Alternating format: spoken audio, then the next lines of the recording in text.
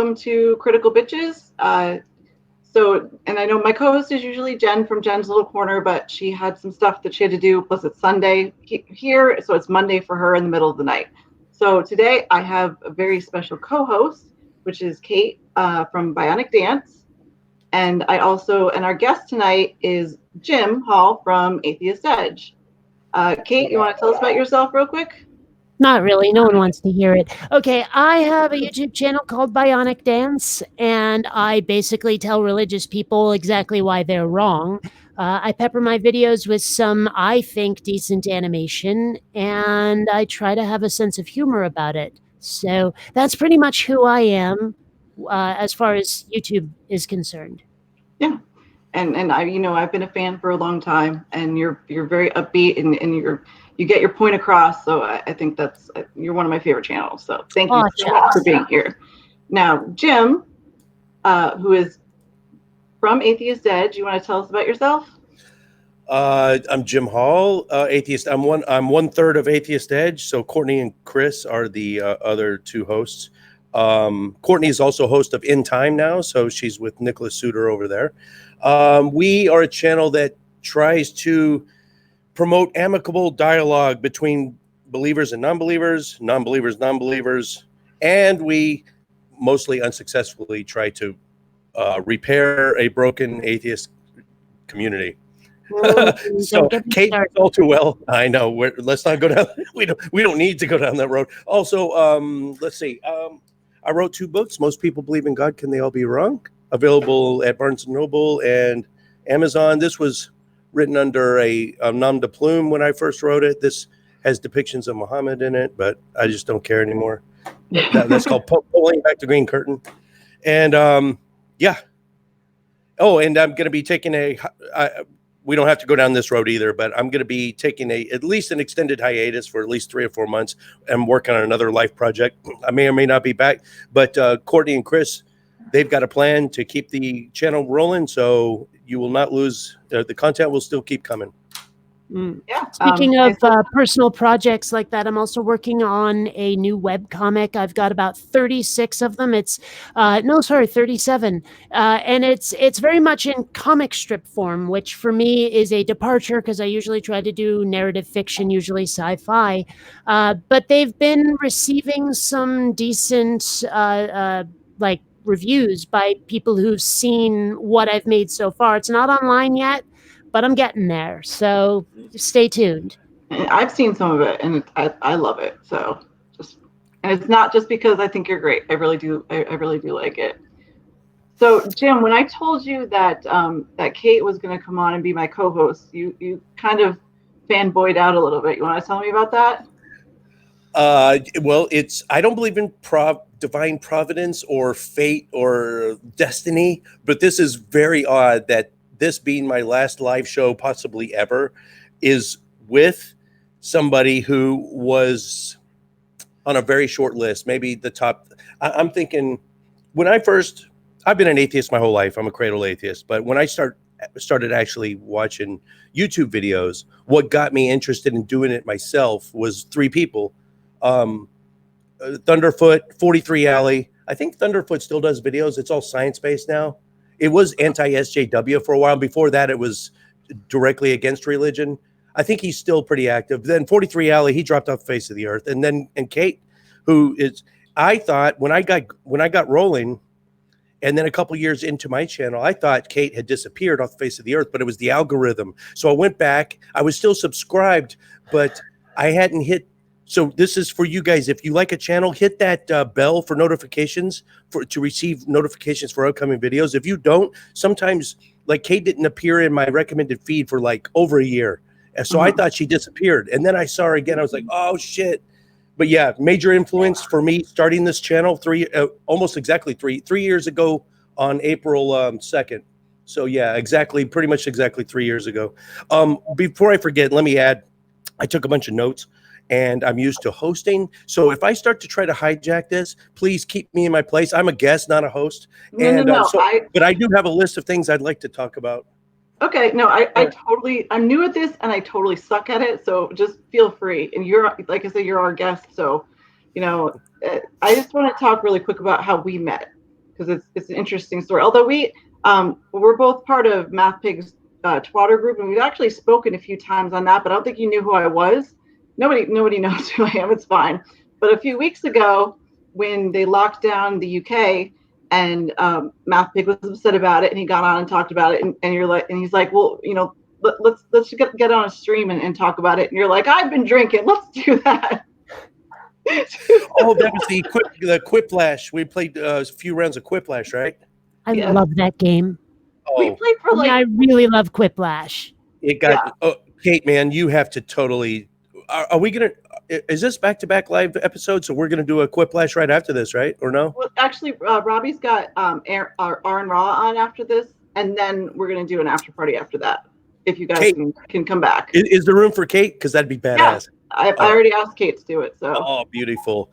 And we get mean as fuck when we do it, though. It got sloppy, boy. I don't remember like the last 30 minutes, but I'm glad I got out when I did, because like Critical Cripple, Dave, I guess he stayed in, and they left the mic on him, and he was passed out snoring.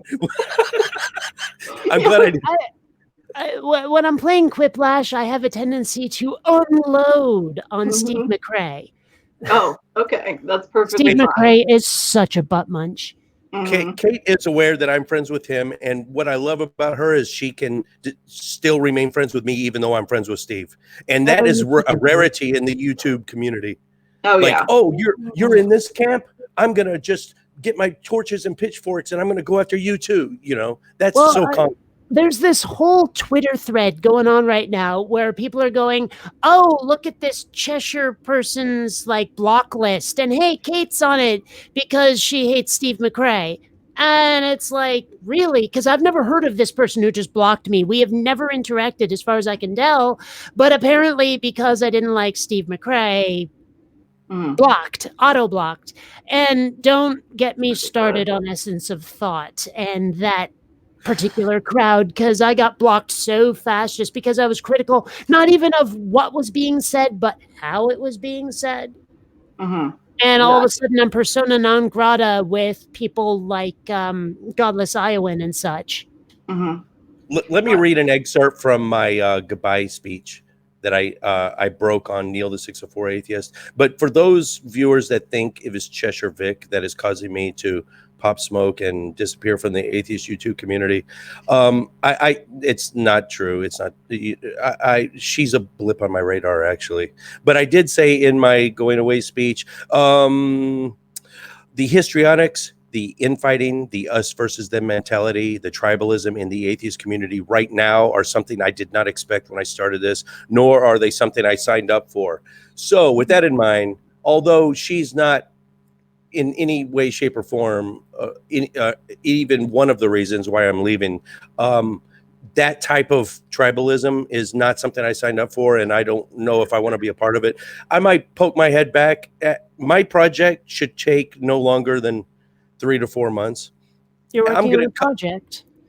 Yeah, I haven't announced it yet. In fact, the first person who does, it's one of those things like, I'm not going to say anymore, but if I do it right, people will notice.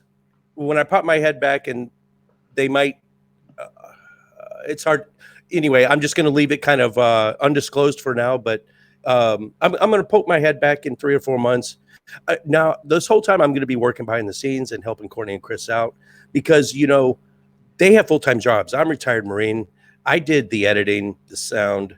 Courtney did the lighting. I mean, I guess I don't want to be a Kyle Curtis. I didn't do 95% of the show, but if I left right now and didn't help them out, the show would suffer. So I'm not going to let that happen. Anyway, I'll put my head back in 3 or 4 months and see what's going on. Maybe, we'll see then. We'll revisit it. Yeah. And, for me, like I've noticed that, I guess I'm pretty new to the community and everything, but there are a lot of, there's some toxic elements and a lot of drama, and I stay away from that. I think all of us have our own little group or community that we stick with. I'm usually with the Aussies and Jay from Nevermore Tavern, and we're just a family. We love each other. We don't hate on people, and we try to stick with that. I can't stand the infighting that happens. And I want nothing to do with it. there are definitely some in groups and out groups, and it kind of annoys me as well. But I definitely feel like I need to get more involved in the like group efforts in the community, because for a very long time I've been sort of a lone wolf.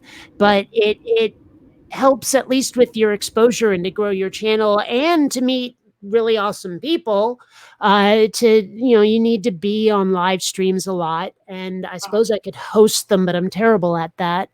Yeah. But yeah, I mean, there are certain groups of people. I'm trying so hard right now not to name names that I'm Yeah. irritated with, simply because they will ignore certain people or mistreat certain people or blah blah blah blah blah. Um, but I did recently have what I would call a positive interaction with someone who's at least kind of in one of those in groups, because the whole babies or atheists thing comes up a lot. And there is definitely some vitriol on each side, a lot of very like strong opinions.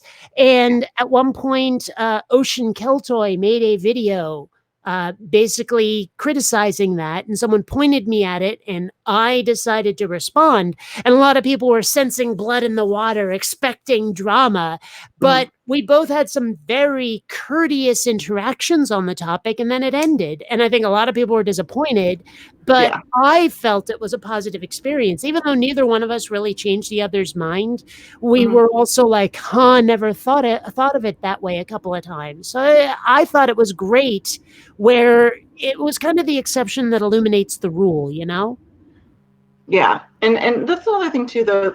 I mean, we all should be able to, yeah, we're going to disagree on stuff, but we should still support each other. There shouldn't be, something so little and stupid as something like that shouldn't bring us to, blows with each other. So I don't know. I agree. Hey, Jim. Yes, ma'am.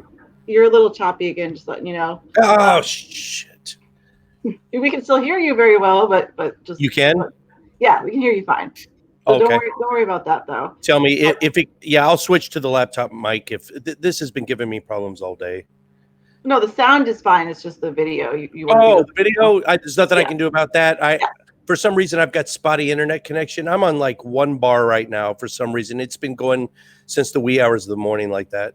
Yeah, that's because everybody is on the internet right now. Like we have nothing else to do. So okay. Yeah, no one actually, needs to see my ugly face anyway, as long as the audio is good.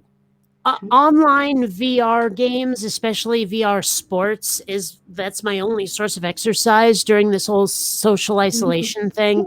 And so, yeah, everyone's online. It's easier to find opponents these days. Yeah, it really is. And what we've tried to do in my community with the Aussies and with Math Pig and Easism and stuff, we've just tried to have fun with it. Like Dave, Critical Cripple, does this question show every day where we come on and he asks us questions. They're almost philosophical, and we talk about it for a while. It's just fun. We're not trying to be, we're not trying to get too much into it. We're just trying to support each other. And I think that's a really important thing. So, Jim, you're a military guy. Can you tell us about that a little bit? Or do you want to? I was thinking it's funny because I'm coming on a show, 2 female hosts, and I think that's a first. And then I started thinking about it. Yeah, because I lived my entire adult life in the military, and in the military, now people might argue with me, and they might have some justification, but in the military, especially in the Marine Corps, there is no color, there is no gender. I mean, no one cares what melanin content in your skin cells. No one cares what kind of reproductive plumbing you have in your trousers, especially now that women are pulling triggers and doing combat MOSs. They're driving tanks. They're kicking in doors now. Yeah. Which, I got 168 Marines. I got to get the beans, bullets, and Band-Aids, all the logistics. And if I'm the company first sergeant, I got to make sure that from the minute we step on that bird until we land in Fallujah, I got to account for everyone while we're there and try to come back with 168 instead of 160, which happened last time. But it's unfortunate. But I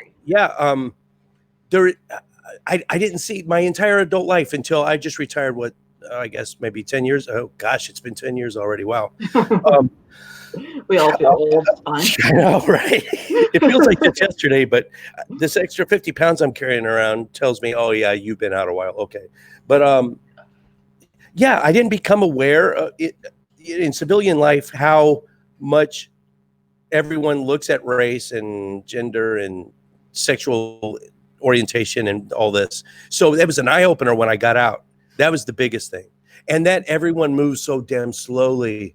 When and I'm still, ask my wife, ask my kids, I'm still like amped up. I'm a very intense personality. So like, I cannot wait in a line, boy. Gosh damn. What's, in the Marine Corps, you're used to waiting in line, but it's a different dynamic. I don't know. And it's people just move so slowly. Procrastination. I didn't know the meaning of the word. What is procrastination? I'm going to procrastinate later. There you go. That's perfect. I had a bunch of raw footage and I finally got done with it all, but I've been hitting it hard. So now I've got about 20 videos in the can, edited, ready to go, waiting for Courtney and Chris. So I'm not leaving them with nothing. So when I pop smoke, this is my last live show, by the way. So there's your exclusive. So when I'm gone, I start my new life project, my new passion tomorrow. You're going to still see me on Atheist Edge for the next 2 or 3 months. And you're going to think I'm still there because I've already edited all these videos and they're going to go out once a week or so. And so, I got ahead of the game and I don't know, planning ahead. So that's a big one.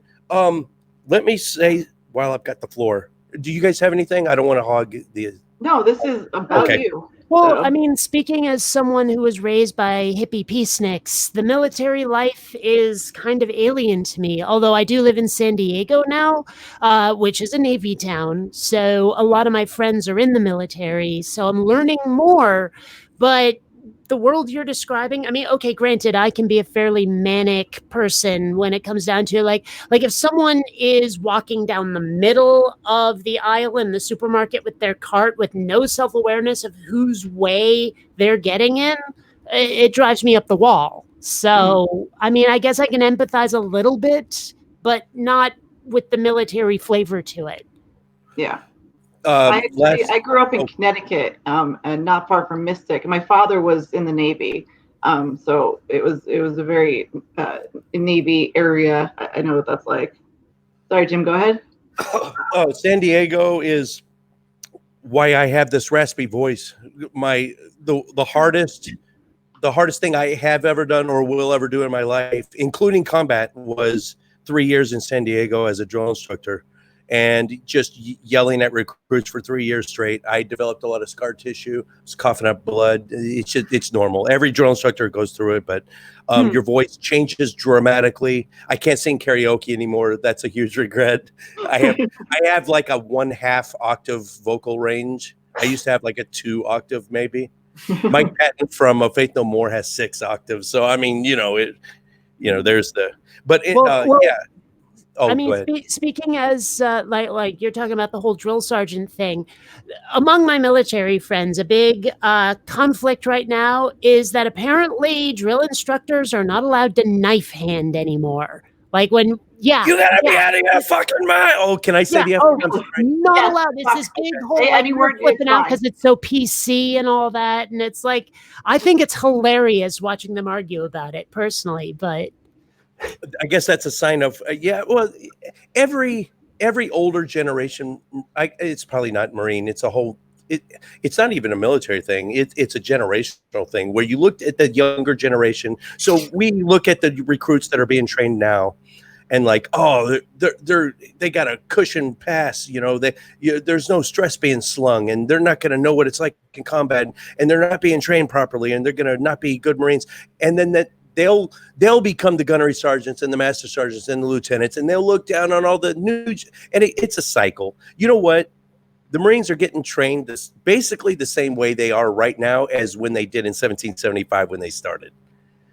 So, I mean, there's not that much difference. And this knife hand, it'll come back. If it's gone now, it's just a short phase. There used to be a thing called a stress card. It was a little red card that all the recruits kept in their left breast pocket.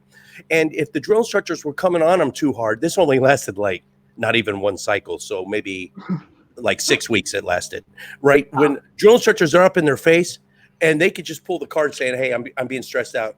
That they had by law to back off. But that didn't last very long. But, you know, there's politicians want to get their hand in the cookie jar, and Marines got to get taught a certain way. And you may disagree with it. You may think there's better ways, but it's worked, and it's a well-oiled machine. And to take someone from an 18-year-old who all he knows is eating Cheetos and playing Xbox to a United States Marine in 13 weeks, holy shit, that's an accomplishment. Well, back when I was helping to staff the atheism booth in Balboa Park, and don't get me started on those assholes, but there was this one dude who would show up who had been in the military since Vietnam, and that was his entire identity. It was the only thing he would talk about was like all the military people who helped staff the booth. He only wanted to talk military with them. And like that was his entire identity. And I was so weirded out by that. I'm like, you know, accused by a lot of theists of being like all I think about is atheism and religion because that's all they see of me on the internet, not realizing what my off-camera life is like. And then you get like this one military dude who is basically that for the military, where that's all he is. What you see is what you get. It was just weird. Yeah. I don't know how close you live to 32nd Street or the Marine Corps Recruit Depot over there, but if you're near that Balboa Park area, that's where we did our physical training. And Kate, I will say, having never been in the military, you still display a lot of what the military is looking for: attention to detail and intensity and a focus. Because, okay, you're on a very short list of people that do. I mean, who even tries their hand at animation in the atheist YouTube community? There's like Thomas Westbrook, there's Dark Matter 2525, there's you. I can't think of, and animation is an entire world that it's alien to the rest of us. And the amount of dedication and focus, I can only imagine. It takes me if I'm producing a video, like something I really want to get out there, if I'm really trying on it, it'll take me an hour for every minute of raw footage. I'm sure it's even more for animation.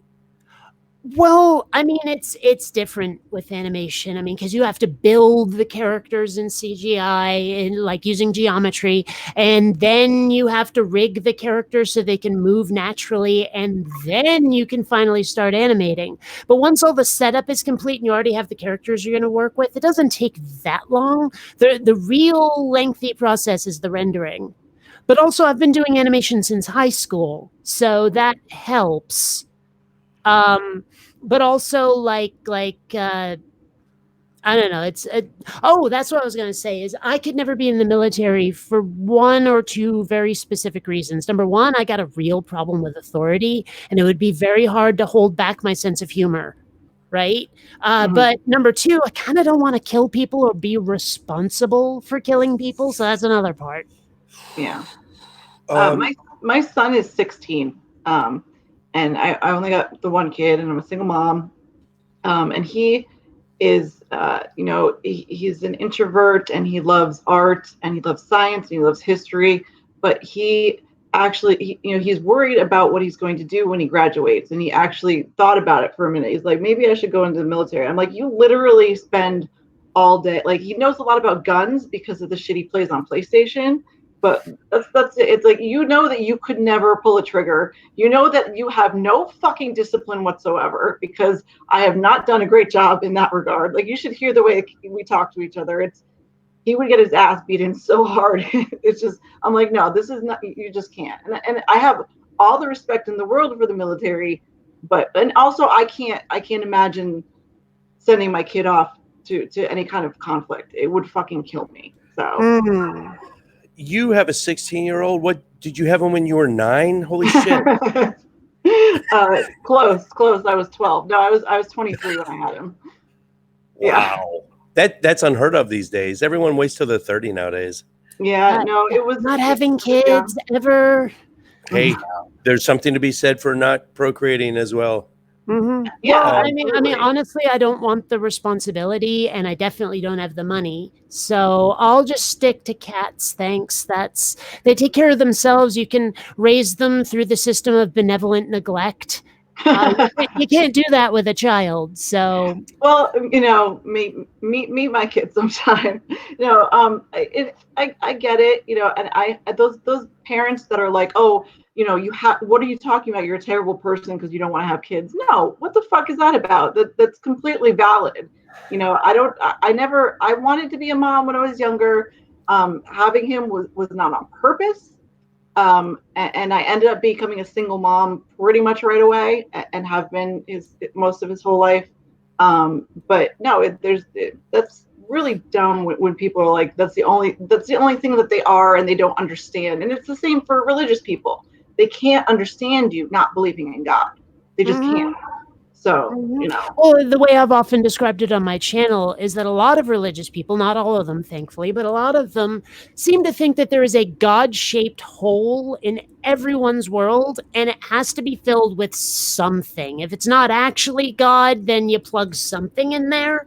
mhm. But a lot of us do not have that box on our bucket list that we need to check for God belief. And Yeah. that to them is so freaking alien that we don't Mhm. need that. Even if it's Yeah. not their God, we don't need that. And it's just, Mhm. they don't get it. Exactly. And I'm happy with, thinking critically, and I'm a scientist, so that's kind of where I lay on the spectrum.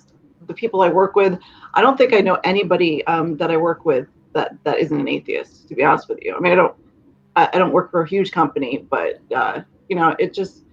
it is what it is. And not wanting kids or not believing in God, it's valid. It completely is. And it's so hard for people to understand that. So Well, and I love kids. I just love being able to give them back to their parents too. yeah. And I mean, it's funny because like babies fall asleep on me. The screaming, crying baby, apparently I just have some natural maternal instincts because I know how to make them shut up without violence. hmm Yeah. What you got there, Jim? Go ahead. Man, I took 5 notes while you guys were talking. Okay, let me just rip through them, and then you can just pick what you want to talk about. Man, I call you Mama Atheist. Or what was your real name again? See, I Okay. forget, man. I'm Amanda. Yeah, it's fine. Amanda, that's right. Okay, so sorry. That's Okay, fine. in fact, I did subscribe to your channel, so Thank and you. and I will push this video too when it processes. Let's see. Taking another taking the life of someone, even a bad guy, making even a bad guy room temperature does something to you, to your psyche. You're never the same afterwards. I get that. You got to be ready for that. There's only maybe, I think maybe 1 to 3% of the population can handle it and should go into that kind of line of work. It Especially now with the pandemic, people who save lives, that requires way more training. They should be the ones that, if you meet them on the street, thank you for your service. I get that all the time. It's awkward. No, that's what I was kind of nature versus nurture. I think I gravitated towards that line of work.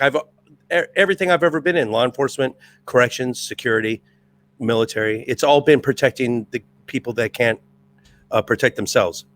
Yeah, I think there's a genetic component, and it's a very small percentage of the population that can do it and do it. And I'm not saying I don't wake up in a cold sweat some nights. I do. I got some PTSD. I'm willing to accept that. But for those viewers that are watching, go and Google there was a Marine Corps general. He did this long speech. It's transcribed. It's called The Sheepdog, the Sheep, and the Wolves, where the sheep are your civilians, the people that the sheepdog protects. And sheep in this sense, us atheists, we think sheep, oh, you're being led, it's indoctrinated. It's not like that in this sense. You're the producers. You make the wool. You keep the world going, and the sheepdog are the ones that patrol around. The sheep hate the sheepdog because they look like the wolves. They got fangs. They're scary. We don't really need them until the shit hits the fan, until there's wolves, and then they're like, oh god, they hide behind the sheepdogs. So it's a whole thing. There's a genetic component to it. I'm happy to do it, but I would be doing it anyway, even if no one thanked me. It's just I don't know. That oh you so Amanda, you're a NASA climate scientist. I totally forgot about that. We can talk about that. I worked with a similar government agency. Just take 1A out of NASA. So I worked with them for 9 years. We could talk about that if you want. It's on my shirt. Wait, MSA, but there's no such agency. I hear that. I hear that so often. Also, your son is 16, so next year he could theoretically go ahead and enlist. So there are some good. Now I know even with the, I'm not going to say the name of the virus, you'll get demonetized. But I'm not monetized. It's fine. Oh, okay. Corona, COVID, I can say it. Cerveza virus. Yes. Right. Even with everything that's going on now is a great time to get in the military because the wars are ramping down. If you have a son and you're worried about him, this is a great opportunity to get him in anyway, because I can't tell you all the benefits you're going to get. Look, I make $4,000 a month just sitting on my ass making YouTube videos. I couldn't do that. There's no other job where I could retire at 42 and sit on my ass and do what I want for the rest of my life. So there's a lot, and college paid for, and due to the Hazelwood Act and the GI Bill, my kids are going to, my oldest daughter's 20, almost 23, and she's about to graduate with a botany degree. Not botany. She's going to kick my ass. It's something plants. I forget. Horticulture. Thank you. Yeah. And she's a senior now. She's about to graduate this summer. All paid for through my GI Bill. So there's a lot of benefits. So if your son is interested, if he's not naturally inclined to be a protector, to be a trigger puller, put himself in harm's way, there's still Navy and Air Force technical jobs that can give you a good technical training that will cross over to a civilian type job. You could just do your 4 years, scoop up. Okay, go ahead, Kate. Well, I heard very vague descriptions of this, but are you actually able to request a non-combat job and have that granted, or is it a crapshoot? Great question. Okay, me and Steve McRae are in high demand, high intelligent type. It requires a lot of intelligence, and I know Marine Corps and intelligence are kind of a, what's it called? Not a redundancy. Antithetical. Yeah, it's antithetical. It's a contradiction in terms. But there are some jobs in all fields that require, okay, so when you go in, of course, high school diploma or a GED, if you have at least 2 years of college, that helps. Then you take an entrance exam called the ASVAB for Steve McRae's job. And we had a guest on the show, Colin. He was a nuke tech also. So a Navy nuke tech is the highest attrition rate, and you basically got to be, it's the top end as far as smarts. So whatever, say what you will. I know you hate Steve, but the job he was in was the hardest to get. It's dealing with nuclear material, nuclear propulsion on vessels. So there's a lot of math, a lot of physics. To your entrance exam, he and I both scored 99s on the entrance exam, I think, which is max. I don't think you can score 100. So we maxed out the entrance. So basically, when I went to the recruiter and I said, listen, if you go in the recruiter and say, hey, I just want to sign up, you'll be a door kicker, or you'll be serving chow, or you'll be, loading fuel or scraping paint on the side of a boat. I mean, who knows what you're going to get. But if you go in there, that's what I'm telling Amanda. If you get your son, talk to me and negotiate a contract ahead of time. A lot of people don't know this, depending on your test scores. And so I wanted to do intelligence, code breaking, languages. So I didn't go in until the Marine Corps says, we are going to teach you X languages. You're going to go to these schools and you're guaranteed this rank within this amount of time. So you can negotiate.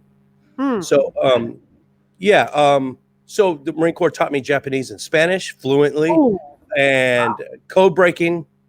And I went to code breaking school in San Angelo, Texas, and worked with the NSA for 9 years and been to 43 countries. So,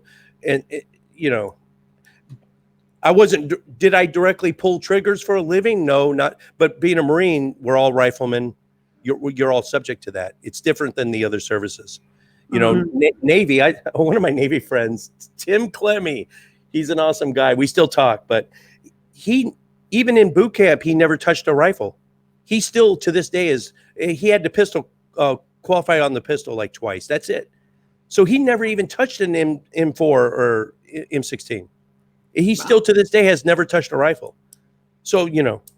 Well, Yeah, I I'd mean, love what to you be able described to. sounds kind of cool, Yeah. and I mean, if the Navy needed like animators to make training videos or something, hey.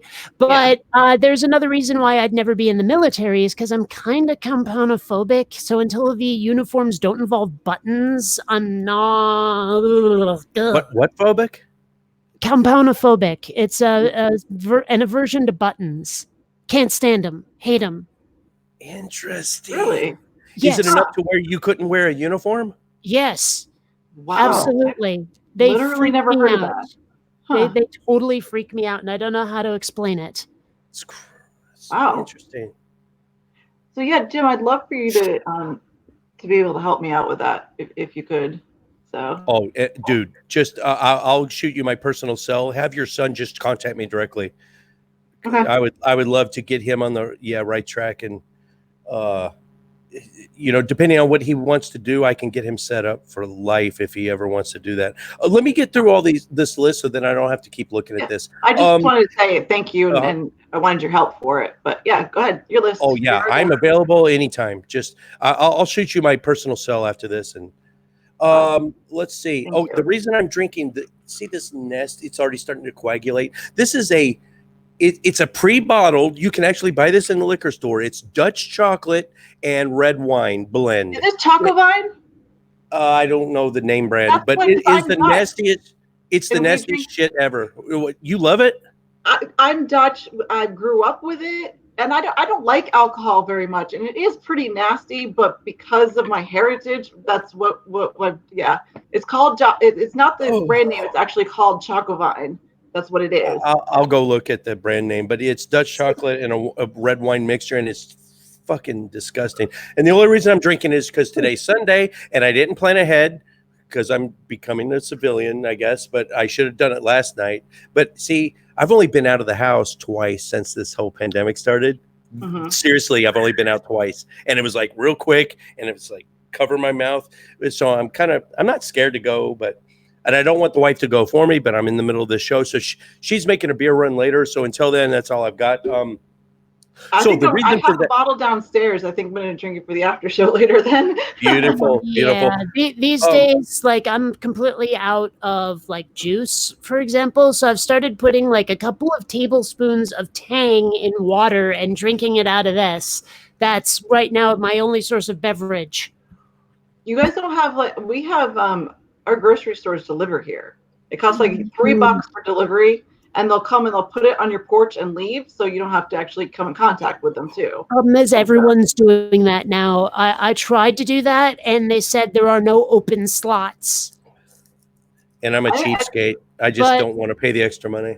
A friend of mine has actually located a small stockpile of the N95 masks and is sending some to me. So I can go out without feeling quite so anxious. So the masks, it's not the masks that are going to help. In fact, the masks don't do anything. You want to, if you're going to go out and you're worried about it, wash your hands before you leave, put on gloves. Wear the gloves.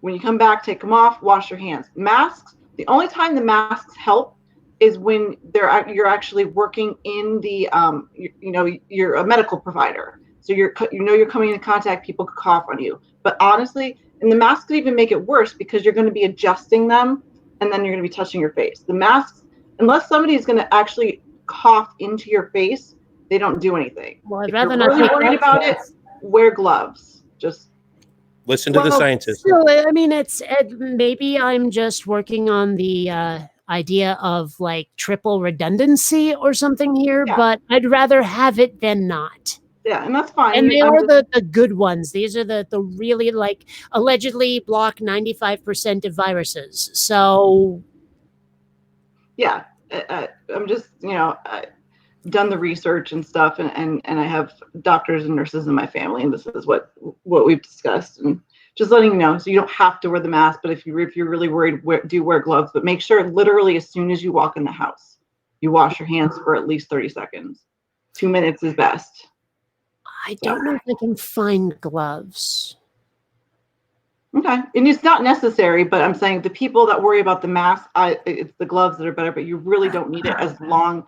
I have a little thing of the gel, the antibiotic gel that I use, but I've gone out the same as Jim. I've been out twice. My son has lung disease, and it's not that bad, but it's still, I don't want to expose him, so he can't go out, and I don't want to go out and end up bringing it back to him. So I haven't been out very much either.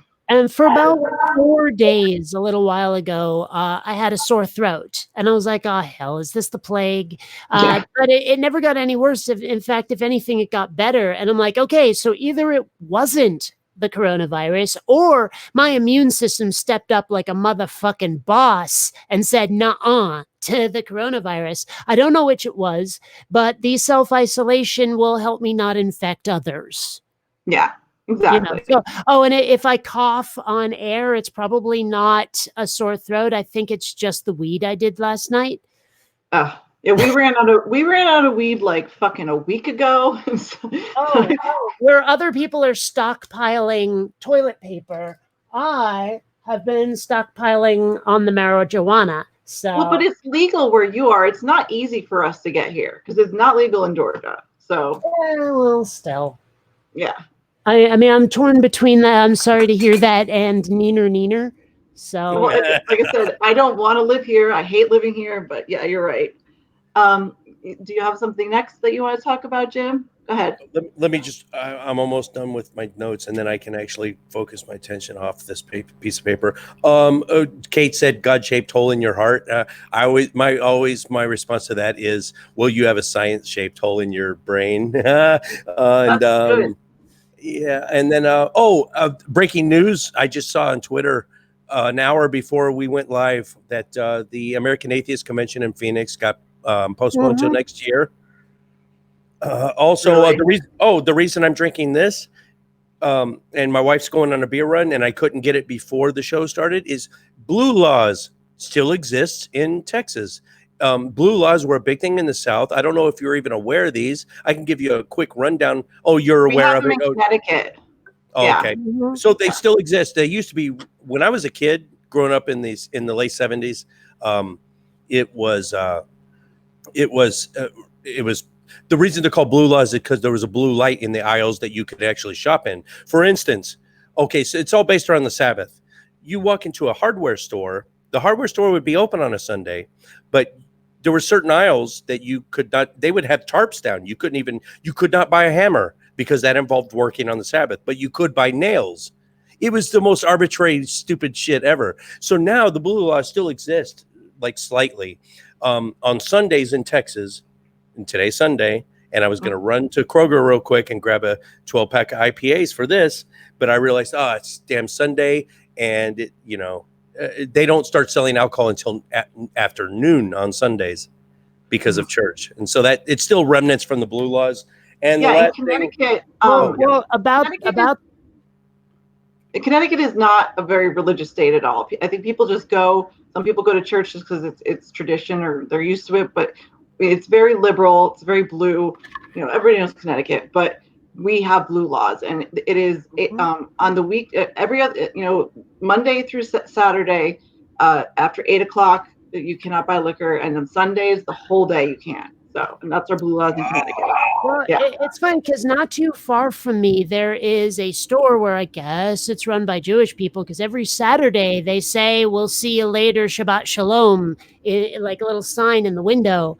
So they close every Saturday, which is the Jewish Sabbath. So Friday night until Saturday night, yeah. Yep. Okay, before my last thing, I'm going to talk about R&R real quick, and then, but Kate, it says to remind her how much of an influence she was, and I wanted to thank you for starting me on this 3-year. It's been a fun ride. It's been 95% fun. So I want to thank you for getting me unknowingly getting me started doing this. I'm so happy I did it. Maybe I'll come back, maybe I won't, but I just want you to know, I don't know if I've sucked you off enough, but I think you're a huge influence. And I do it too. It's fine. Well, with proper exercise and a good diet, I should be a regular size influence in no time. last thing is, I guess there's an Arn Ross show before we do the Quiplash. I already had that written down about Arn Ross. It's like, if you're like less than 1,000 subscribers right now, he is your. I'm not pimping him out or anything. I'm just saying he's what helped put us really on the map. If you look at our top 10 most popular videos, anything with over 90,000 views on it, all 10 of them have Arn Ross in it somewhere. Wow. It's not just because he lives 30 minutes from me and he comes and watches Stanley Kubrick movie marathons with us, at my house. But that aside, no matter where you are, if you're a young YouTuber, and Arn Ross knows this, I've told him a million times, he's the hardest working atheist in the business. He will always step up. If he has time on his hands, he will never say no to doing a video chat with a small YouTuber to just help them out and boost them. So I highly recommend using that resource. He has done so much for the smaller YouTubers. We owe him hundreds of us owe him a debt of gratitude. And that's it on my list. Well, he is actually voicing a character for me in one of my animations that I'm working on, so that's pretty cool. Wow. I wanted to keep that under wraps, but everyone figured it out. I thought it'd be really cool for people to find out when they watch the animation, but oh well. Still, I'm very grateful that he did that. And hell, I could use more exposure. I still think, like you were talking before about the algorithm and not seeing my videos and stuff, I've been screwed by the algorithm for years. And I don't know why either. So, hell, if someone wants to give me more exposure, I am not shy. Yeah. He's coming on, just so everybody knows, at 4, he's going to be on MathPig's channel. So like an hour and 10 minutes, he's going to be on MathPig's channel. And then after that, all of us are going to do, I don't know if he's going to come on for the after party, but we'll be there. That'll be awesome. I don't like, so the thing for me is, besides the fact that I'm new and I'm small and I'm shy as fuck, I don't like asking people for help. Like with you, Jim, I wasn't the one who asked you. Robbie did. He's like, come on our show. And I'm like, oh God. Listen, Amanda, you got to learn this eventually. So I'm just going to tell you now, Kate can back me up. There is a very, very fine line between marketing your brand and looking like a total narcissist. Mm-hmm. You know what I'm saying? Mm-hmm. People are going to accuse you that all the time. And no amount of explaining, hey, marketing my brand does not equal me trying to just, there's a reason why Jimmy Snow went from 3,000 subscribers to 250,000. There's a certain formula for doing that. And if you look at how the rise of him, how he gained 20,000 subscribers a week for a period of time there, the reason he did that, well, there's a little bit of luck involved, but a lot. I don't know why you're snickering, but you got to tell me in a minute. There's a formula. But if you look at his rise, you will see, God, this is the most narcissistic prick ever. Man, he's going to look into a lake and fall into it and drown. But it's marketing brand and it's successful. And look at him. He's bigger than Arn Ross now as far as subscriber count. Yeah. Okay. I mean, there's something I desperately want to say, but at the same time, I know it's drama, ahead. Like serious drama. Talk shit, Kate. Go for it. I'm pretty sure I agree with you. So go ahead. I am quite irritated at the moment with the folks that are behind Faithless Forum because I went. Get it out, honey. Get it out. Let's hear it. Last year. And at one point, Aaron actually asked me, why aren't you on any of the panels? And I was like, I was never asked because I wasn't. And so then I said to them, at Faithless Forum, in no uncertain terms, next year I'd very much like to be on one of the panels, not starting shit, not saying anything you should have made me, I wasn't causing drama. I just made a request. And then when I looked at the guest list for the upcoming Faithless Forum, whether it's canceled or not, and I was like, gee, guess who's been neglected again? Guess who was left off? Snubbed, I would say. And at that point, I started wondering whether it's personal. I mean, because when I went to Faithless Forum, everyone was like, oh, hey, you're here. That's great. Glad to see you. But apparently when it comes to actually being part of the Faithless Forum community, you seem like a nice kid. Here's $1, go play. I'm like, okay. When I say there's in groups and out groups, I'm just saying. I do a show with atheist pastor. I don't know if you guys know who he is. He's an Aussie, and we do this thing called Six Pack. Usually it's on Fridays. It's like super early for us, but it's late for them. So everybody gets on and drinks, and it's just a bunch of atheists hanging out. There's 6 of us. There's 5 core of us, and then we have a guest on, and we're doing one on Tuesday actually. So it'll be like 5:30 Eastern time in the morning on Tuesday, but you can catch it later. Which would make it about 2:30 my time. Yeah, usually people will catch it later in America. I have to actually get up for it, but we will be discussing that fine line that people do. So if you get a chance, his name is Atheist Pastor. He's the reason I'm here, and he's one of my best friends. He's fucking amazing. I just became aware Atheist Pastor is married to another YouTuber or something. No. Okay, but I just found out like literally yesterday. So Nirvardia Nacha? Yes. How did you know? Because I'm friends with them. I never, because I've been fans of both their shows, and I've been from Notjaw from way back since he started. But I never put those two together. I didn't know they were a couple until yesterday. Joke about it. Okay, I am now years old when I knew that.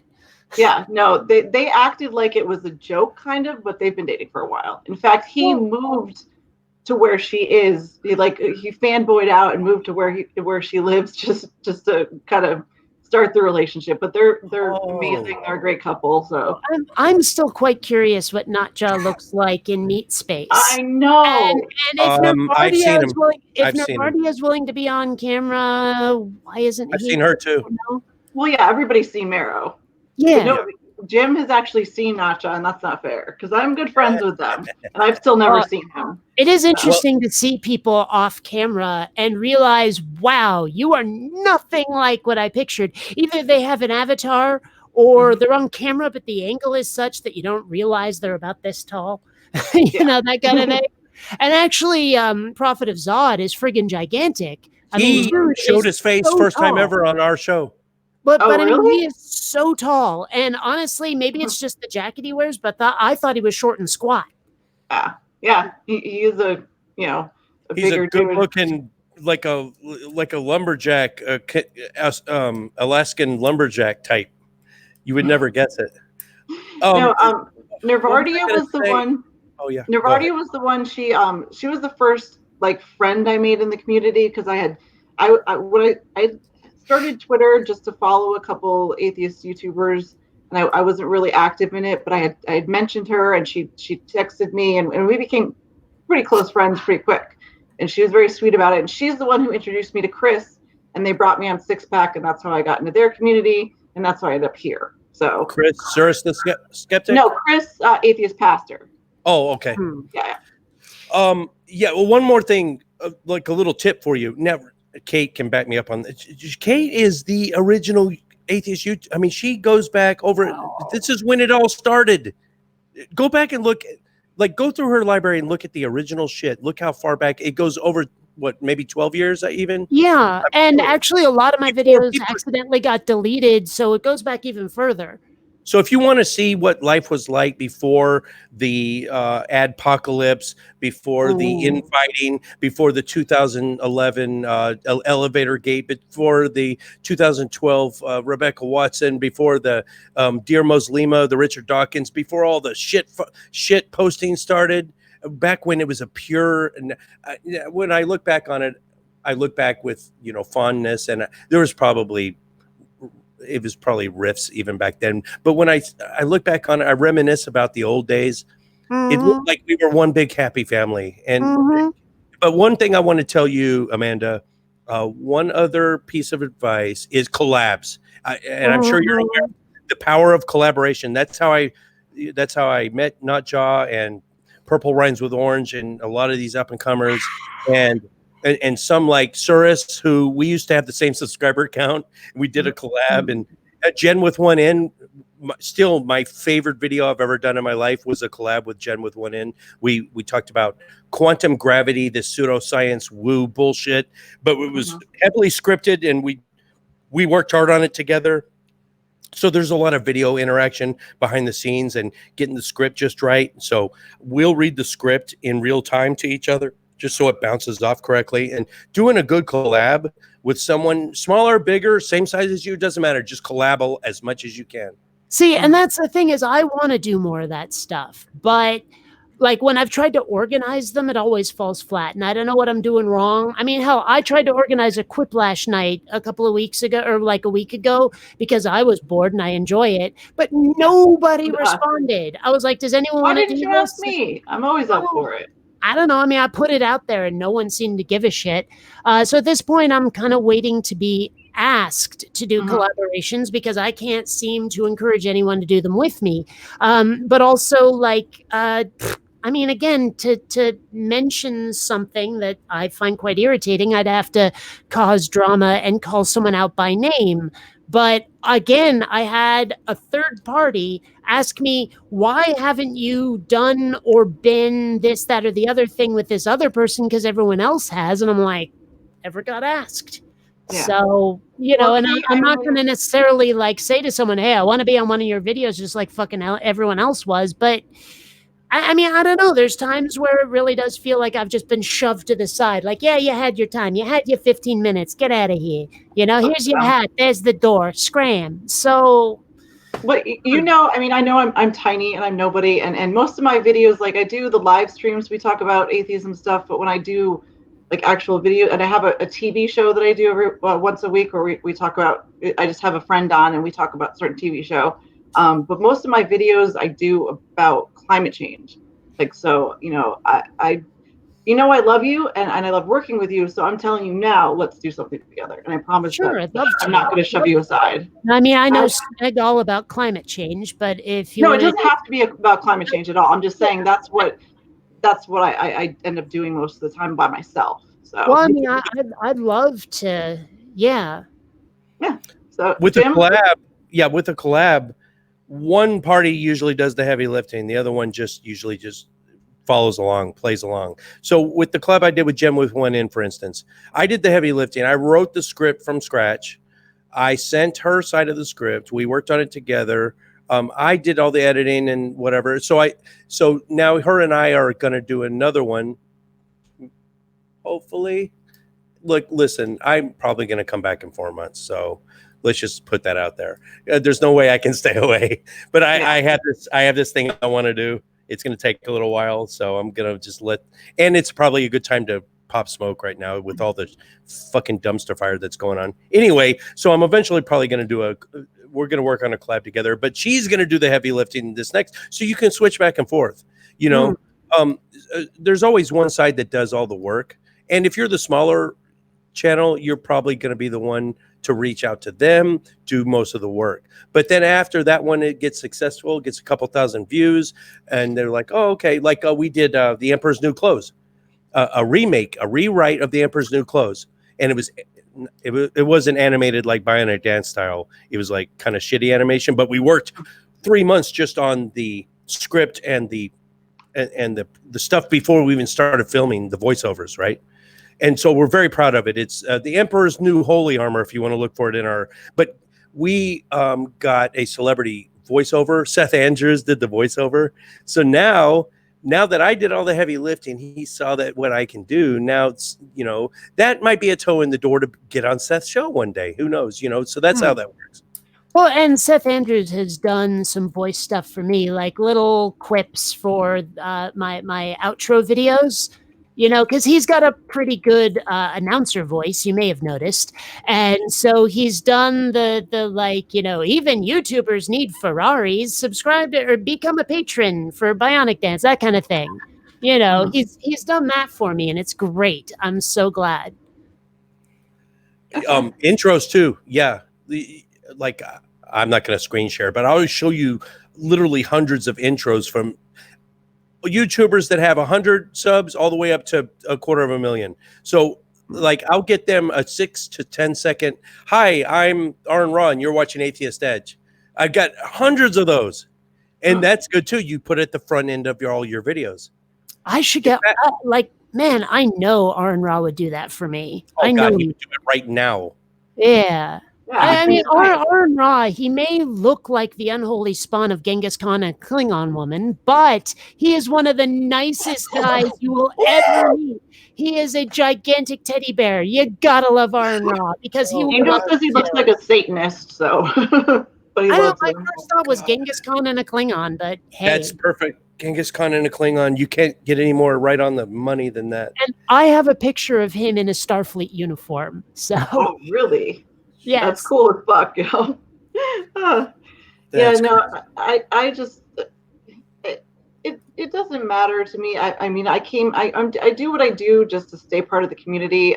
What we're actually doing, me and Chris, the atheist pastor, are starting a channel that'll be for teens, talking about faith and helping like the ones that have questions, or the ones that are atheist or agnostic, that are alone in a religious family.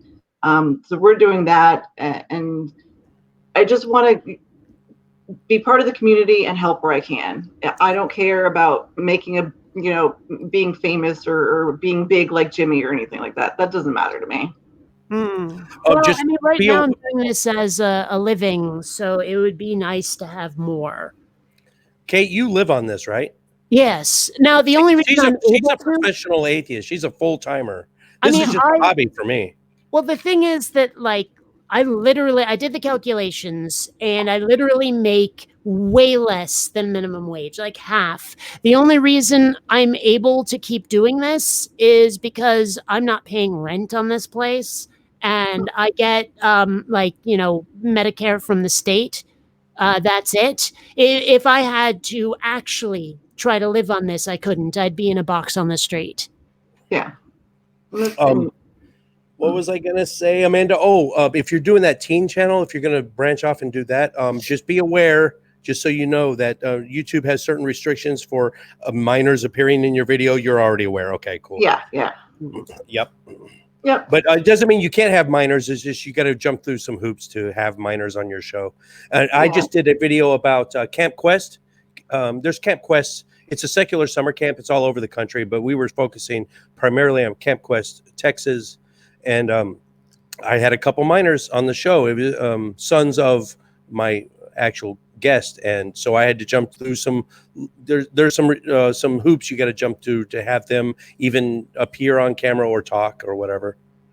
Wow. Okay. We weren't going to really have. We were just going to talk to teens. The only person that we might have had on was my son. So we weren't going to, bring. We just want to be on. Like, we're not trying to convert anybody or anything like that. We just want to be honest about what faith is and what atheism is, and just be able to help with that. So, but Don't even get me started on faith. Yeah. But for us, it was about like growing up. I grew up in a Catholic family, my mother's Catholic, and we lost Jim. You okay, Jim? I'll just keep talking. It's fine. But I never really believed, and when I was 15, that was when I had really decided that I absolutely don't believe in God. So your hair is fine, honey. I do the same thing. It drives me up the wall. Like I would give anything to have this. Like, I want my hair to be the only straight thing about me. So, I mean, seriously, like you should see what my hair looks like if I let it do what it wants to. Like, if I were to mow my head, wait a year, and show you what it looks like, you'd go, "Wow, Weird Al Yankovic, circa 1987." So I look like an explosion in a Velcro factory. It's horrid. Well, see what Kay was talking about, detractors, physical appearance. If they're talking about that, that's automatic. It's in our 20 Atheist Edge. We have 23 commandments we live by, and one of them is just ignore trolls. And if they're talking about physical appearance, that's the number one thing that you definitely just right off the top, don't ever respond to that bullshit. And then if they're talking about substance, if they're challenging you on the substance of what you said, then that would be the only time I would ever. But there's a fine line between trolling and just negative criticism, so you got to watch for that too. Yeah. Absolutely. Yeah. I mean, I have a policy on my channel now. If you leave a comment where the only content of the comment is insulting me, out. Like, I don't like to block people, but if that's what you do, you're gone. No, that's not okay. You know, even if someone is disagreeing with me with like vehemence and vitriol, they get to stay. It's only the person who says, "Oh, by the way, you're just this ugly," out. And like I said, I don't understand that. I think you're fucking gorgeous, but that's so. The thing is that you have this, you know, you're anonymous when you do this shit. So people, you know, they feel like they can fucking say whatever they want. They don't see you as a person, so it doesn't matter to them. But it's not. Like you were saying earlier, you're just sitting here with your computer and your mic, and you're alone in your house. It doesn't. You're not in front of an audience. You're not actually, you know, interacting face to face with these people. For me, my channel usually has the same people, and I know them that come in because, like I said, it's small. But I've also spoken to most of them, and a lot of them I've done streams with. So we're all just really nice to each other and really supportive. And I can't imagine what that must be like. That fucking sucks. It really does. Well, I mean, I don't know. I try to not let it get to me, and for the most part, it doesn't. And I've saved a lot of the really hilarious ones because some of them are hilarious. But, you know, I mean, it can start to get to you after like more than a decade of this shit. You know, I mean, there is a reason I used an avatar for years because I was just sick of dealing with it. Mm-hmm. I get it. I think we are. I think we are. If there's another channel out there that does what we do, I think we're the purple squirrel. I think we're the anomaly. We don't block, ban, censor, or delete anything. All comments stay unless they're, with one exception, any illegal speech like incitements to violence. Other than that, I mean, it is the purest possible marketplace of ideas in our comment section. So it's the Wild West on our channel, which is a good and can be a very bad thing. And I've had bigger YouTubers say, hey, you're not going to be able to keep that up forever. Once you hit 10,000 or 20,000, you're going to have to be way more selective because it's going to, right now we get 800 comments a month and it's something manageable that I can actually respond to them and look them over. But if it doubles, who knows? I might not be able to handle all that. The other thing is, Kate brought up a great idea for you, Amanda. It's something a lot of YouTubers do is, oh, thank you, babe. Here comes the beer. Oh, yeah. Hate mail. Do a hate mail. We do it sometimes where you just, over the course of a month or so, just collect all the ones that are funny, the ones that are just over the top, and take screenshots and then just do a whole episode on just hate mail. And it goes over like gangbusters. The last thing I'm going to say before you respond to that, Kate, watch this, Amanda. Kate, how many times have you gone to, what's the big mall near Balboa Park? I can't remember it. I don't really go to malls, but okay. Okay, let's say the last time you were walking around in public, how many times have people come up to you and said, you're BionicDance? It happens a couple of times, like let's say in the last year, maybe twice. Sometimes it's from my channel specifically. Sometimes it's from that time I was on Tosh.0. Oh, wow. Okay. Yeah. You didn't know she was on Tosh.0? No. It was a web redemption. And you know, Daniel Tosh can really put people in a bad light. But this one was actually, as far as those web redemptions go, this was on the flattering side. Well, it was it could have been a lot worse. It was technically a celebrity profile rather than a redemption, so that was part of it. Was there one where you were in the foxhole in the trenches with him? You had a World War I helmet on. I remember that. Well, what's funny about that is that the dude playing the corpse was really a guy. It wasn't a dummy. He just had to lie there for an hour or whatever it was how long we filmed it. So I was like kind of weirded out by that. Also, Daniel Tosh off camera and Daniel Tosh on camera, completely different. I mean, completely different. When he's not on, he acts like someone who's just so doped up you wouldn't believe it. I mean, he is so quiet and slow. It's crazy. Wow. How many times did he hit on a lesbian? Answer that question. Well, that didn't happen. Actually, it's funny, like you mentioned that sort of thing, though, is like I hear a lot of women bitching about like cat calls and wolf whistles and shit as they're walking down the street. And you know what's worse than that is not having it happen. I get you know what I'm saying. It's No, not I know called what for you mean. either way. You know, It's not it's called like for. I think it was Oscar Wilde or someone said the only thing worse than being talked about behind your back is not being talked about. You know, because then you realize, wow, I'm unremarkable. I have zero stock on the sexual marketplace. So I completely disagree, but I'm not going to keep telling you okay, about my I crush. disagree So. as here's well. the thing: everybody that I've ever known in the last decade or two that has had a crush on me has only known me virtually. You know me in person, and apparently I'm repulsive. So I don't believe it, but that's no. fine. So Matt Big is my producer, and so he's got to get going. So we're gonna have to wrap it up, but we will be back later all together. We just started. What? No, I'm used to like 3. No, I could talk.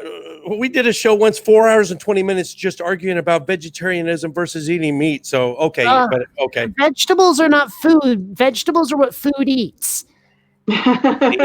We could have quite a conversation. Honestly, You know the I wish worst you could part? come back and we could do it like even next week because I've got nobody for next week. Well, you know, if you wanted to come back, I know this is your Dudes, this last is one. it. This is it, babies. Yeah, But I know. maybe in 4 months. In 4 months. But the worst part about being a vegetarian, the most difficult part about like eating vegetables is the wheelchair. I knew it. I knew you were going to say that. I have to. That is so not PC, and I love it. Comedy is all about crossing boundaries. Mm-hmm. George Carlin proved that. Right on. And Lenny Bruce. Mm-hmm. And Andy Kaufman. Mm-hmm.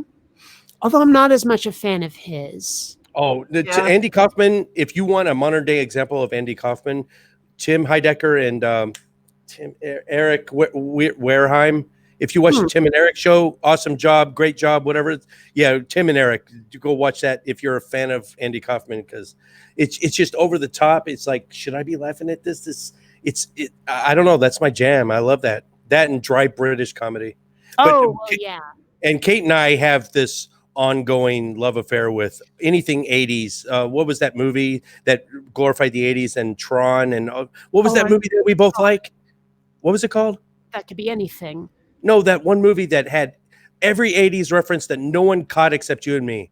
Like every obscure 80s reference. It was like a virtual reality. It was, yeah, Ready Player One. Yes, Ready Player One. Oh my gosh, there was one moment, it was on screen for like half a second. And I was like, oh my God, that is a Worlds of Wonder laser tag starlight. And no one but me caught it. No, me too. Well, but you and I, but to just sit and drink some beers, just you and me and selected guests to just sit and watch that movie. And either you or I has access to the control where we can like pause it. And we'd be pausing it every 5 seconds. Did you catch that one? Well, when the glaive from Krull appeared on screen, I think I came a little. I as well. Yes. I know exactly what you're talking about. See, no one knows Krull. No one has ever seen Krull. No one watching this right now, I guarantee, has ever seen Krull. I rewatched Krull recently. And I was like, wow, this feels like someone tried to stitch 6 or 7 scripts together to make one movie. It does not feel like a cohesive story. But, I mean, it's still good. It's just... Do you like the song Bohemian Rhapsody? That was 3 songs stitched together, and it's still a great song. It's okay. It's not the best Queen song. Well, let's put it this way. I only learned that Bohemian Rhapsody even existed because of Wayne's World, okay? Yeah. So, my favorite is still the David Bowie collab. I call it a collab. Under Pressure. I was going to say, I was literally just listening to that. No, I always say, because I love Queen, but if Bohemian Rhapsody is your favorite of their songs, then you're not a real, it's a good song, but you're not a real Queen fan if that's your favorite, I could go off on my musical tastes. Like, I have tried to describe my musical taste to people and no one understands it. Like, I have a weirdly eclectic one. A part of it is just when I list the traits I like, nobody draws a Venn diagram to see what fits. What they do is go, here's a song that has that one trait. And I'm like, yeah, but it has this that I hate and this that I don't care about. And it lacks this and this. So yeah, you ticked a box out of 12, but it's not enough to be the kind of shit I listen to. It's just like I could do a whole video, hours long video trying to nail down my taste in music, but I would have to like violate copyright so many times to give the examples. Mm-hmm. Matt So Big just said he's going to take a shower, and Yeah, Amanda, we have you're on time comic now. time. Oh, okay. Yeah. So damn, it feels like we just got started, but I think you're trying to wrap it up. So I will just sit and stand by until after the R and Raw No, show. we have more time because he went to just go take a shower and Okay. yeah, we have time now. When does R and Raw go live? In 45 minutes. Oh, we're good. Yeah. You see, now Kate, that's another reason. See, gosh damn, I don't believe in destiny, but how weird is it that my influence shows up on my last live show? I mean, tell me, like a believer, a Christian would see that and it's like, yeah, this is some. You know, they're always looking for, it's pareidolia. They're always looking for signs, and they look for agency and everything. Yes, but it seems like, man, if I were a believer right now, I would see a sign right now. This would be a definite sign. Well, I saw the sign and it opened up my mind. Oh, ace of base. See, Amanda, you didn't even get that, did you? Oh my God. Well, it's funny because there are a number of bands that I found myself liking, and then years later, I discover their skinhead ties. Because apparently Ace of Base has a history with skinheads. And there's this Swedish metal band that does covers of Viking songs that I think they're awesome. But then I find out that they are rabid and screaming skinheads. I'm like, what the hell? It seems like Nazis and skinheads are really good at making punk music, but I can't listen to it because they're Nazis and skinheads. Well, death metal too. Anything from Scandinavia or Denmark.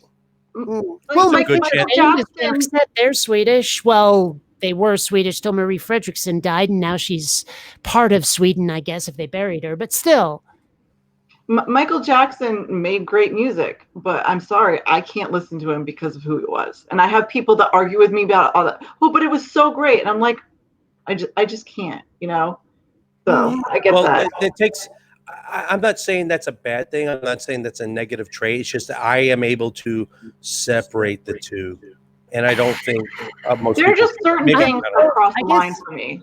I try not to like care what other people think, but at the same time, if someone looks at my playlist and goes, "You've got those guys on there, are you a Nazi?" and I'd be like, I just like the song. The song doesn't say anything about Nazism. It doesn't say they're skinheads. I just like the tune, okay? Like, don't get on my shit about it. And I like what I like, and a lot of it, you know, I grew up in the '90s, so I listened to both alternative and like '90s hip hop, like Biggie and Tupac and them. But my son for the longest time only listened to my music until about a few years ago. His friends introduced him to the new stuff. And I don't know if it makes me sound old or whatever, but it's so fucking awful. Like, especially like new rap and stuff. I can't. It's all bad. It's all bad. I liked rap back when it was like Tone Loc and those guys, you know, MC Hammer, those guys, because it wasn't angry. It wasn't Papa Cap and yo ass and bitches and hoes and all of that. You know, I like. And also, I have to say, I like music that emphasizes melody more than beat. So, like, rap and hip hop are out. I'm not a gigantic Nirvana fan. I like Nirvana, but I always say music nowadays, and I tell the kids, and it sounds like I'm the old geezer that just can't, relate to today's music. But I think it's music in general, as a complete overall genre, died the same day that Kurt Cobain painted his garage ceiling red. I mean, I was never a Nirvana fan, but then thinking about it, I've only ever heard "Smells Like Teen Spirit." So for all I know, their other music isn't quite like that. But I also don't much care for music that's dreary or in a minor key that doesn't. I like. If you look on YouTube, you can find people who have transposed songs into. Those are the greatest ever. And I have to say, "Smells Like Teen Spirit" in a major key is really good. It sounds like a rock anthem. Are made of this, the Eurythmics song in a major key, really good. "Losing My Religion" by REM in a major key, really good. And I realized that a lot of what I like about music is more about how it's played than the actual song. Like punk covers of country songs are good. But I hate country. I hate country. So it's all about how it's played. Mhm. Well, I'm the volunteers exact like to hear opposite. someone sing an opera song, but not in an opera voice. You know, not the whole I mean, because let's face it, opera is yodeling for snooty people. Okay, and I would very much like to hear opera sung like a normal person. I think it'd be interesting. I'm the exact opposite. Those YouTube videos, I love normally the major key songs transposed into minor. That sound Hmm. it turns your bubble gum. Just pick anything. Come on, Taylor Swift. Taylor Swift in a minor key sounds. It sounds like The Cure. I fucking love it. I cannot, like, the only pop I can listen to is the stuff from the 80s. Pop now Oh, sure. is horrible, and auto tune. If there's auto tune in the song, I cannot fucking listen to it. It is awful, and I don't understand why people use it so much, because it sounds like garbage. Because they don't have voices. Because their Mhm. voice sucks, and They're just pretty. compensating. Because no one wants to take voice lessons anymore. Amiga Nuts asked you, Jim, for a 2-word description of Trump. Mandarin Mussolini. That's pretty good. Well, okay. I mean, I How about you, love, Kate? 2 words for describing Trump. Gosh, evil idiot. Tangerine twat. Evil idiot. Those are the that's Yeah. very good. I didn't mean to interrupt the music thing, but somebody in chat had a question. I mean, what was I gonna say? Something about like, oh, okay, minor key music for me is usually pretty dreary and depressing, and I listen to music for an escape. So I don't want it. It's kind of why I don't like shows like The Witcher, if you've seen that, where everyone's so grim all the time. You can't picture any of those characters kicking back with a beer and watching TV with their friends. They're just constantly, It's a great series, though. And it keeps getting better. Well, but I can't stand that vibe. You know, like the only character I enjoyed at all was the bard. With Game of Thrones, which is similar, but it has, it has not only Tyrion, but there are a lot of comedic elements to it. It breaks it up. It's not like, I tried, and everybody said, "Oh, The Witcher was the new fucking Game of Thrones." And I literally couldn't get through the first 5 minutes. I was like, somebody went off on me when I said that basically watching The Witcher was like someone said, "Ooh, remember Game of Thrones? Well, we're going to do our version of it." And it's like, yeah, but the video games predate Game of Thrones. I'm like, dude, I said there's a vibe. Yeah. And it's not a video game that we're watching on Netflix. So, but they got so pissed off at me for describing it that way that they actually unfriended me on Facebook. I was like, my gosh, you're an idiot. But wow. I've told my co-host that I feel like what's The Witcher's? I forget his name. It's that French. Gosh damn it! Someone in the comment section help.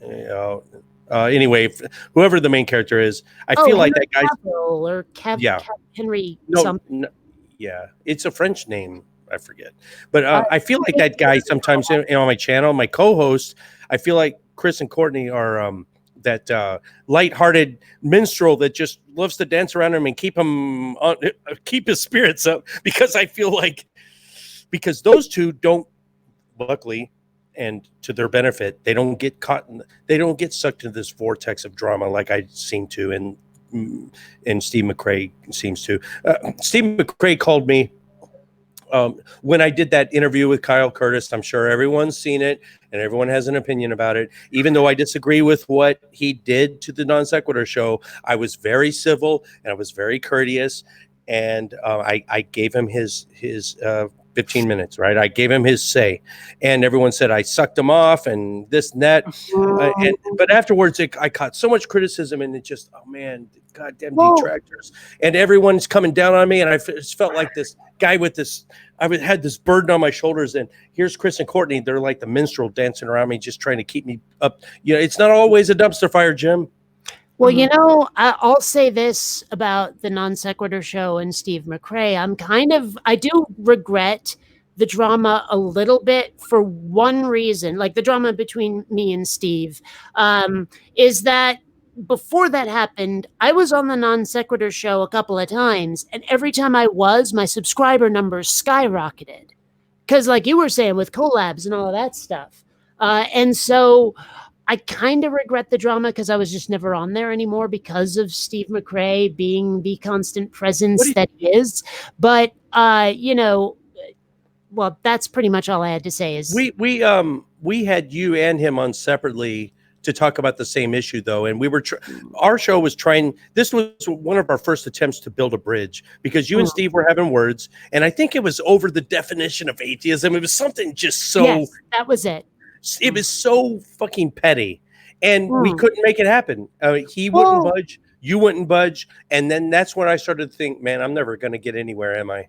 Well, the difference between me and him is he's looking at defining atheism in terms of having a debate, whereas I was looking at it more as religious taxonomy. You know, I was saying, here's like whatever we are looking at, be it human or otherwise, what traits does it have that would allow us to put it in a Venn diagram of believers and non-believers is the way I was looking at it. But he seemed to be looking at it, and I don't want to put words in his mouth, but this is my perception, was that he was looking at it as this is the position you take in a debate. Like, you know, here's one person's position, here's your position, now fight it out. And so that was, I think, where the divide was. And I kept trying to point out to him, look, like within my way of using the term, my way of defining it, the Venn diagram I'm trying to write, what you, the way you're defining atheism is still possible. You can express it under the system I was using. It's still there. But he seemed to have this you guys are on the same this like you're on the same purist thing going on where it has to be his way. I'm like, but with my way, we can have your way. It's just slightly different words. It's semantics. You guys agree. You actually agree.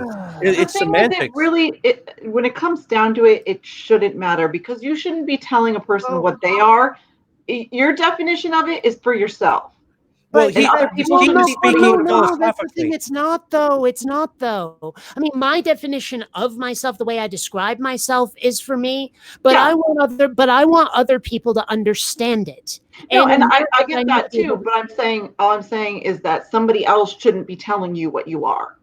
Well, no, but see, that's the thing is I don't want anyone to tell someone else what they are, but I do think that being able to accurately describe it succinctly is important. And so if I say to someone, okay, tell me what you do or don't believe. Okay, now I know that. Here are the words to describe that versus the words to describe a different position. So it's not even about telling someone what they are. It's just nomenclature. It's just like here is a way where we have a universal system of describing people, not defining people, describing them. Yeah, that's what it was, and he didn't want that. What's based on what source? And also, I kept telling him, under your system, I can't describe myself accurately. I can't do it because your words are too limiting or they're too inclusive in certain ways where I don't qualify as half of that word. It's petty, though. We were never able to rise above. Oh, go ahead.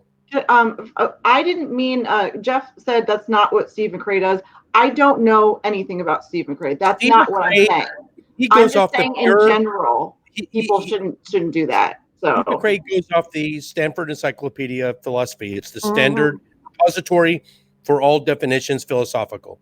According to that definition, you, me, and Kate are agnostics. We're soft agnostics, evidentialist agnostics. I can show you the wire diagram. I'm not trying to take Steve's side, but he is right according to the pure philosophical definition. But he does account for a colloquial definition. Me, Cyrus the skeptic, a lot of people have fought him vehemently, and we have come to terms with the fact that Steve was right. Steve was right about this. He was right about all of it. Anyway, he recently called me, we're good friends now, but he said in a live show that I was beautifully naive the way I handled Kyle Curtis, and I can't argue with that. I had this high pie in the sky ideal that we're all going to get along, but then I retorted. I called him something I thought was really funny. I called him the reluctant black hole of drama. It seems like anytime the reluctant black hole of drama. It seems like anytime there is any drama in our community, he's at the center of it. And what is with that? Well, that's the thing. I want to clear, like, okay, I am new to the community. I don't know the drama that happened before, and I stay away from the drama now. I honestly don't, I don't know what happened with Non Sequitur. People talk about that a lot. I have no idea who Steve McRae is. That wasn't what I wasn't saying him. I was just saying, for me, I don't like when people tell me what I am. That's Right, all I was saying. but I mean, even leaving that aside, like leaving the Steve McRae stuff aside, like I said, personally, I want to just be able to describe what someone is. It may not be in their terms, but if I were to define the way I'm using certain words and then say within those definitions, what you just described to me, the way you just described yourself to me, these would be the words to describe it. So I'm trying to take them at their word. I'm trying really hard to take them at their word, but at the same time, like, anyway, but one thing about what you were saying about Steve McRae being in the center of drama, I forget whose channel it was exactly, but he had both of us on at different nights to talk about. Okay, really, I thought it was someone else, but okay, it doesn't matter. Point being that two separate nights back to back. I had said very specifically that I might watch his night, but I watched the chat as well, but I'm not going to comment just so he can have his undiluted say. But on my night, he was in the comments talking shit left and right. That respect, that sportsmanship was not there with him. And, I'll give you that. I remember, you know, like I guess if it was you, I don't know why I thought it was that other dude, but okay, if it was you, you kept trying to say, here's what Steve said in the chat. I'm like, no, this isn't his night. It's my night. We're not talking about what he's saying. You know, he had his chance. And I remember you saying that. Yeah. So, I mean, that's just who Steve McRae is he can't stop shit posting at people. And like I said, I just stay away from. If I ever hear that people have the drama, so there's only I can count on one hand the people. Even Raw gets sucked into it through his silence. On the Essence of Thought and the Stephen Woodford thing. He tried his very best to stay silent on it, and through his silence, he got pigeonholed onto one side, and then he had to ultimately come out with an official statement. So there's only, I'm thinking Anthony Magnabosco, I'm thinking Thomas Westbrook. There aren't that many that have this uncanny ability to rise above it all, and there's not that many of them. Well, you know, I mean, with the whole Rationality Rules and Essence of Thought drama, I knew I could wade in, and I have opinions, not the strongest opinions, but opinions on the whole trans women in sports thing. And it sort of crosses the line between where those two are, especially after Rationality Rules allowed himself to be corrected, which I thought was a good thing. I was like, you know, I can see both sides and this, that, and the other thing. But I realized if I started making a video about it, if I waded into the drama, it would probably not be to my benefit. It would get worse. And I was already basically just like the Essence of Thought side of the battle had decided I was against them, even though for me, at least, the worst I was doing was tone policing.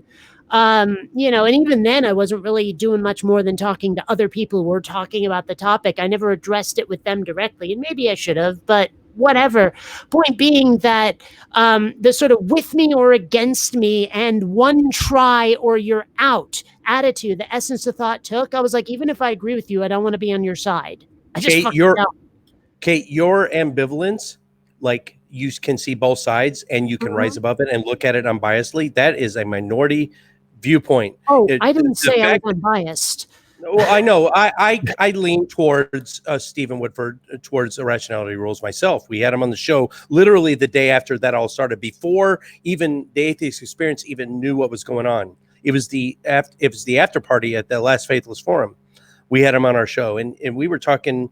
You know, he had no idea what was coming.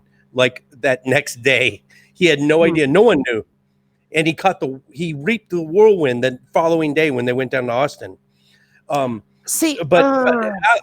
when you say I'm going to take a side, that puts you in a camp, that makes you tribal. But see, I like how you do it, and I try to do the same thing. I'm not going to take a side. I'm going to say, look, I agree with you here.